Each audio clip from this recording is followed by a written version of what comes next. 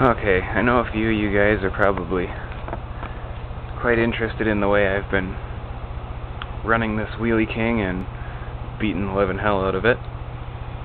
So I have another mod to do to it, because as you can see in my last few videos, with the battery up top, the handling is just shit. It rolls over every 10 seconds and it's just crap, so I'm going to change it. So what I have done is I have taken apart this pack that has the dually plug on it so that I can plug it into these.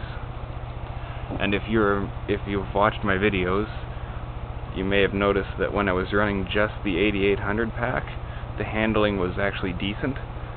Like, I could actually get the truck to slide quite a bit without it flipping over. So I was like, okay, well maybe I just need to rework my batteries. The truck doesn't seem to be complaining too much about the extra weight of the third battery to give me 15,400 milliamps.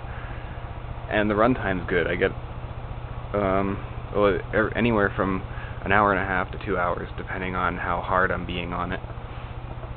And I also have a funny feeling that because it's the old stack packs, that the batteries in the middle were getting really hot again and possibly shutting down or losing amps, like losing a lot of amps because they're getting really hot.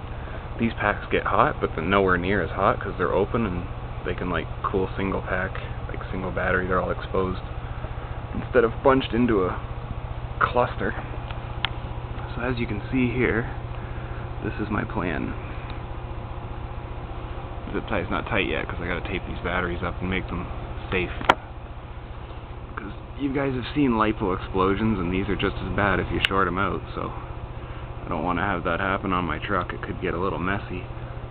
As you see, the frame's right there, and the battery's like pretty well perfect width just to cover up that piece of frame right there. So I'm gonna put one of these on either side. Is it poking you in weird places? She's like twitching and shit. Shouldn't be too bad, it's just the tires on her. So anyway, one of these on either side.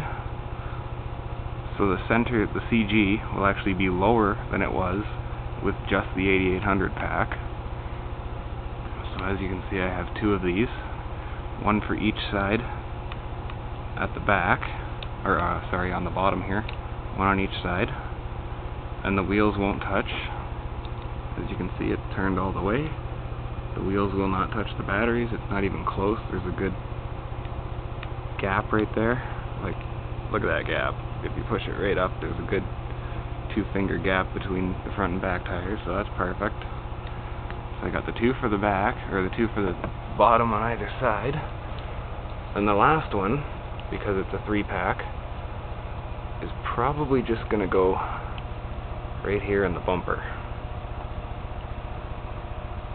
Because I can't really think of anywhere else to put it. And it's like just a millimeter too wide to fit in the battery case itself. Like, you can tell it's so close, but it's just that millimeter too wide. I can't even get it in there on an angle. It's like, what a bastard. So yeah, it's probably just going to sit right there, and I'll tape the crap out of it so it's nice and strong. Because it actually sits in there pretty good with the door closed. Oh, come on, close you stupid door. There we go. Yeah, it sits right in there. And there's the cross wire plug I made, so that you can plug that battery into this one and then plug this one into the controller. And I'm going to shorten these wires too, because it's only going to have to go from there, and then I'll have some wires coming up from these packs to either this one, yeah, probably to this one, or I'll just wire them straight to the plug. It's going to be a lot of wires, but I never have to change my battery, because I mean, like, I get the runtime of the same as somebody with like 3 cheesy batteries, you know, like yeah, I'd probably get the same runtime as somebody that had 3200 lipos or something. So, I mean, by the time you're done burning this whole thing out, you should be pretty well had your fun, or the truck will have broken something by then. Actually, the truck has been running beautiful, except for some minor damage from all the rollovers, because like I said, it just keeps rolling like a bugger because of the battery was up here. That's why I'm changing it. Other than that, all I managed to do was break another axle, and that was again because of the flipping, and I managed to land it wrong, and I think the tire went like that really, really hard, and snapped my axle. So I popped another one in. I've still got a couple spares. It's still only rear-wheel drive because I haven't got my shafts yet. I'm going to call them tomorrow and see what the hell's going on. It's been 2 weeks and they still don't have my drive shafts. So I will have this battery pack finished in a couple days. I got to get some tape and some zip ties, and then I got to solder all the wires on and get everything set up, and then we'll have a nice dirt test. I'll do an on-road test too. The handling should be decent. As you can see, the back battery is pretty well level with the side ones, and then we'll have these two down here lowering a bit more, lowering the center of gravity a bit more. So it should handle pretty good once I'm done, and I'll still have the same 15,400 milliamps, because the 3 batteries separated gives me 66, because each one of these packs is 2200 by 12 volt. So there's 3 of them, which gives me 66, and then you got the 288 packs, or the 244s, which gives you 88.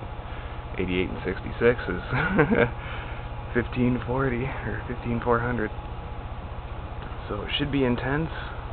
The beast is out of commission for a while. It didn't want to start one day, so it got hardcore abused. So I need a starter for it and a glow plug igniter, and the frame's bent. Yeah, I threw it at the ground a few times. Surprisingly, it didn't break anything. The Mad Beast is still in one piece after being hoofed at the ground about 4 times, full force, throwing it at the ground. And I'm 6 foot tall, so it's probably leaving my hand at about 3 feet, full force into the ground, because it really, really pissed me off the one day. So as you can see, this top bar is bent. It must have landed on the top bar, and the whole chassis at the back is bent. But nothing actually broke, except for the starter cord and the glow plug igniter was having issues. It's bent here and here, so I'm going to have to take the chassis apart, well, take the ass end of the chassis apart and straighten it out. The same with that top bar. But yeah, I can't believe nothing broke. Not a thing. Just got some major scuff marks, and one of my tires blew off the rim because it hit the ground so hard it pulled the tire right off the rim. So yeah, the Mad Beast is out of commission for a while. As you can see, the motor is still in beautiful condition. The heatsink stayed on. So, man, this truck is strong. I can't believe that. I mean, I really hoofed it at the ground. Well, you can see the scuff marks in the bar here. And I bent it, and that bar is pretty strong. So, but yeah, I need a glow plug igniter, and the starter cord's gone because it broke again. So I might just recoil it. I might not. I don't know. We'll see. So I got to get a little bit of stuff for this. Still got lots of fuel and everything. Like I said, just need a glow igniter and a starter, and I got to straighten some stuff out. And then she'll be ready to rock again. Had a lot of fun on the sand hills. I want to go back out there and do some more. Well, that's it for now. Hope you enjoyed.